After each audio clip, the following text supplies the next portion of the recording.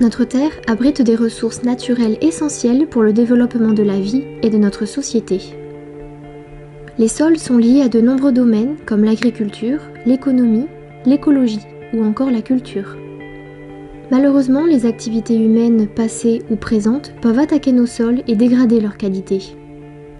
Dans l'espace sud-ouest européen en particulier, de nombreux sites sont touchés par des pollutions liées à l'exploitation intensive de métaux et d'hydrocarbures.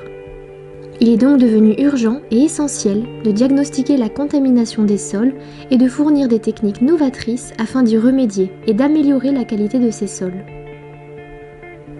C'est dans ce contexte que le projet Soil Take-Care, porté par le CNRS Toulouse et de nombreux partenaires, a vu le jour et qu'il tente aujourd'hui de répondre à cette problématique environnementale et socio-économique. Il faut savoir qu'il y a environ 3 millions de sites contaminés industriels sur toute l'Europe et que c'est un enjeu économique puisque à l'heure actuelle on ne sait pas trop quoi faire de ces sites. Et la grosse difficulté qu'on va avoir, c'est que l'État va déplacer le problème sur les régions qui elles-mêmes vont le déplacer au niveau des municipalités. Et les municipalités n'ont en aucun cas les moyens de traiter ce genre de problème, puisque c'est les coûts de la remédiation ou du suivi de sites contaminés, c'est plusieurs millions d'euros. L'idée de ce projet, c'est de développer une collaboration pour mettre en place des outils de suivi qui sont relativement peu coûteux et que même une municipalité peut mettre en place. Il va y avoir des géophysiciens qui font les études de sol et les aspects géotechniques. Il y a des géochimistes et des biogéochimistes qui travaillent sur les interactions entre le sol et les plantes, le sol, l'atmosphère, le sol et les eaux souterraines. Et bien sûr, des hydrologues, des hydrogéologues qui regardent comment migrent les contaminations depuis les sols, les plantes, vers les eaux souterraines. On a choisi de travailler essentiellement sur une petite zone à côté de Carthagène parce qu'on a des dépôts de miniers qui sont à peu près à 2 km de la mer. Et donc on a une micro-représentation de ce qui se passe ailleurs en Europe. Cartagena en sí misma es una ciudad muy antigua, milenaria, donde han pasado diferentes civilizaciones que han dejado su rastro en los minerales, que han pasado a lo largo de la historia y han dejado residuos que han ido acumulándose en la superficie del terreno próximo a Cartagena. La minería en sí era específicamente de sulfuros, a modo de brenta galena, es decir, estamos extrayendo zinc, plomo y hierro. Empezaron a beneficiarse extracción en galerías y terminó con minería de cielo abierto con mucho movimiento de tierra. Desde el año 90 prácticamente la minería extinta deja como vestigio pues, suelos, depósitos, residuos varios que están todos enriquecidos en metales pesados.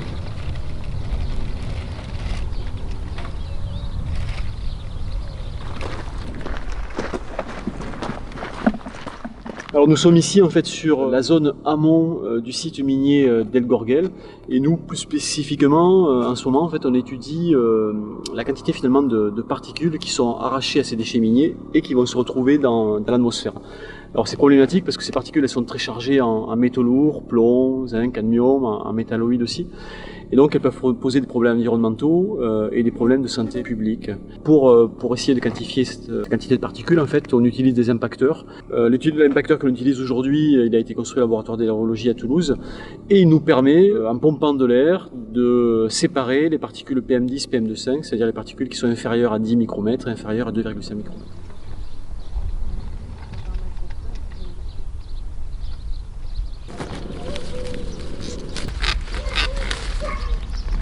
Je travaille sur le transfert des contaminants, soit depuis le sol vers les plantes, soit depuis l'atmosphère vers les plantes. Et l'idée d'installer ici des jojoènes et des tillandsia, qui sont des plantes épiphytes, c'est d'avoir une idée de la contamination atmosphérique, d'avoir un monitoring de la qualité de l'air. Ici, dans le cas des jojoènes, on va prélever tout ce qui retombe, donc les dépôts qu'on appelle secs et humides. Ce qui va tomber apporté par le vent, l'érosion éolienne, et ce qui va tomber apporté par la pluie. Et on va venir les récupérer tous les 6 mois. Donc comme ça on a une cinétique des dépôts sur assez long terme parce que c'est une zone aride où donc on ne va pas avoir énormément de pluie et donc on a essentiellement des dépôts secs. À côté de cette qualité de l'air qui est évaluée en termes de poussière sur lesquelles on va regarder les quantités, les teneurs en métaux, métalloïdes, sur laquelle on va regarder la forme des particules, les minéraux présents. On met aussi en place des plantes épiphytes, donc qui se développent uniquement grâce aux minéraux présents dans l'atmosphère. Elles n'ont pas de racines, donc elles ne prélèvent rien dans le sol. C'est uniquement des dépôts atmosphériques qui vont servir à leur nutrition. Ces plantes particulières qu'on installe ici sont des Tillandsia usnoides. On met nos petites plantes dans ces petits filets et tous les 2 mois, on vient récupérer une plante sur chacun des sites qu'on divise en plusieurs morceaux, qu'on va laver, non laver, pour voir quelle quantité de métaux on a accumulé. Et donc pour déterminer quel est l'impact de la pollution de l'air sur potentiellement les plantes, mais surtout sur les personnes qui vont vivre à proximité de ces zones.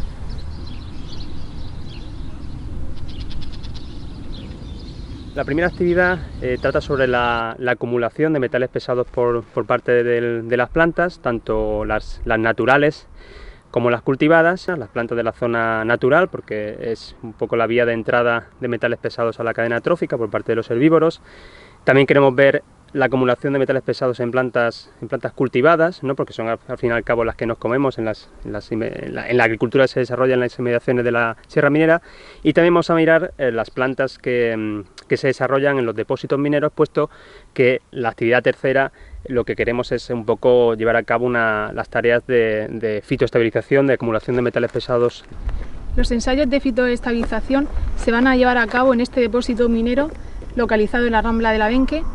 Estos depósitos mineros se caracterizan por la ausencia de materia orgánica y nutrientes debido a la elevada salinidad, al elevado contenido de metales pesados, a la elevada compactación del terreno y a la elevada acidez. La técnica de fitoestabilización consiste en la utilización de plantas y enmiendas tanto orgánicas como inorgánicas. La vegetación que se seleccione para llevar a cabo el ensayo de fitoestabilización debe ser capaz de desarrollar un gran extenso sistema radicular y gran cantidad de biomasa. Además, las plantas deben de limitar la propagación de metales pesados al resto de los elementos de la cadena trófica, y los elementos, la transferencia de los metales pesados del suelo a la parte aérea de la planta debe ser lo más lenta posible.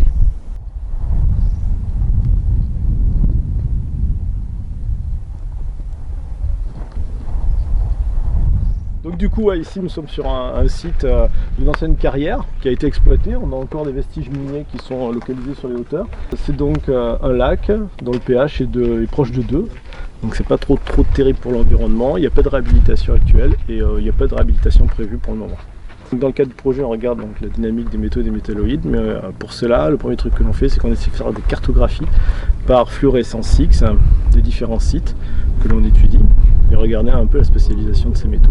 Donc pour réaliser, finalement, pour comprendre cette dynamique des métaux et des métalloïdes, pour cela on fait différents types de prélèvements. Donc on prélève à la fois les échantillons solides, type sol ou tout ce qui va être sédiment, puisque c'est ce qui migre facilement. Dans ces contextes-là où on voit qu'on a des lacs qui sont rouges, qui ne sont pas classiques, on fait également des prélèvements d'eau et on regarde aussi la qualité chimique de l'eau.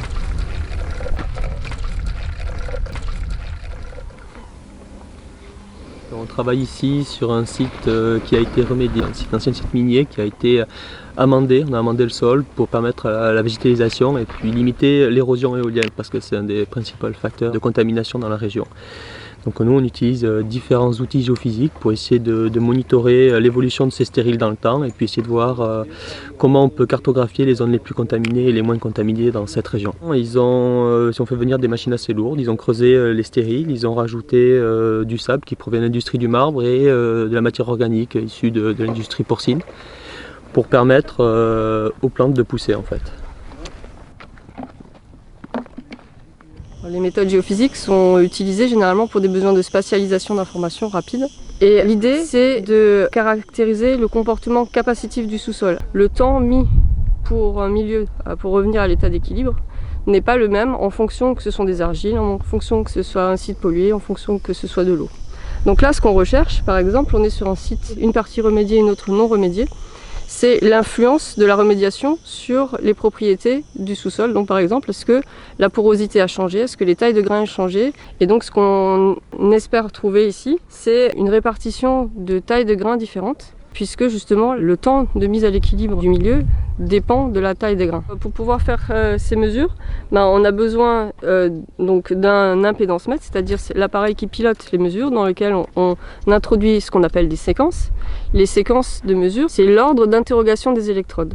Alors les électrodes, ce sont les piquets métalliques ou peau poreux par lesquels on injecte du courant et par lesquels on mesure une différence de potentiel et le déphasage. Et ensuite, on a des câbles qui s'appellent des flûtes pour relier les électrodes entre elles. Et après, on utilise différentes combinaisons de manière à couvrir la plus grande densité de points possible pour obtenir une image qui correspond à un plan, une coupe du sous-sol, de la distance en fonction de la profondeur.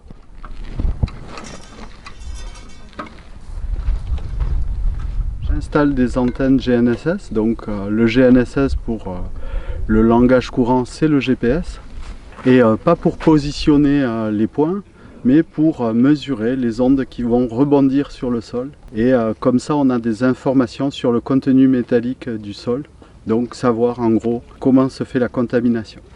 L'intérêt ici, c'est que en combinant les mesures électriques qui sont beaucoup plus précises et cette technique-là, on va voir si cette technique est vraiment très efficace. Ce qui permettrait d'obtenir des moyens de surveillance des zones minières avec un coût très très faible, puisqu'il s'agit d'un simple récepteur GPS. C'est assez facile à installer, c'est assez facile à monitorer aussi, à surveiller. On a besoin d'un petit panneau solaire, d'une connexion réseau pour envoyer les données. Et ça se fait assez facilement.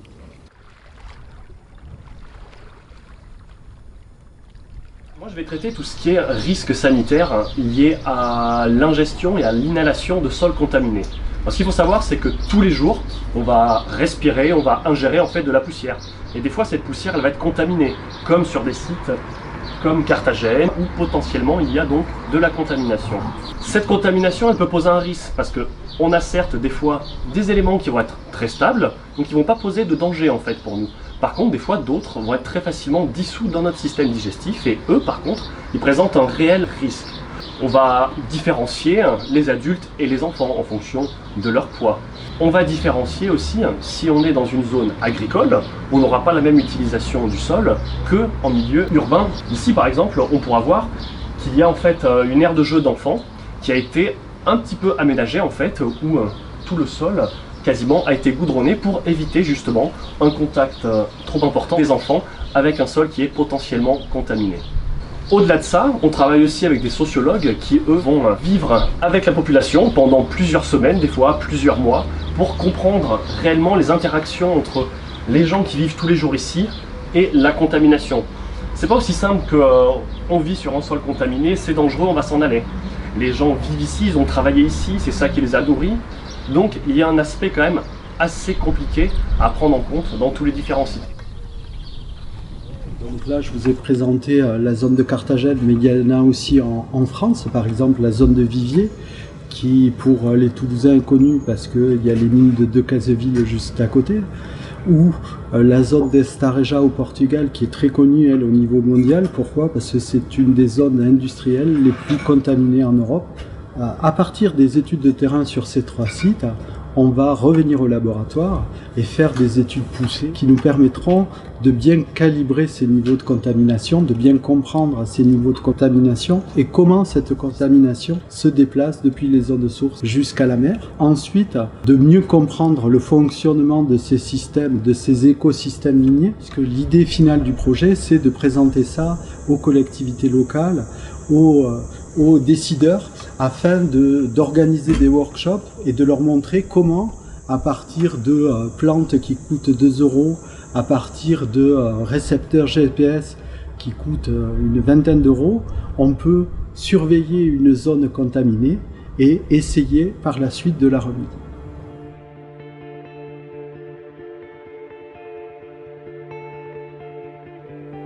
Au niveau européen et même mondial, la contamination des sols par les mines ou hydrocarbures représente des enjeux de santé publique et socio-économique forts, puisque les communes touchées par les pollutions voient notamment leur patrimoine immobilier dévalorisé et les populations impactées.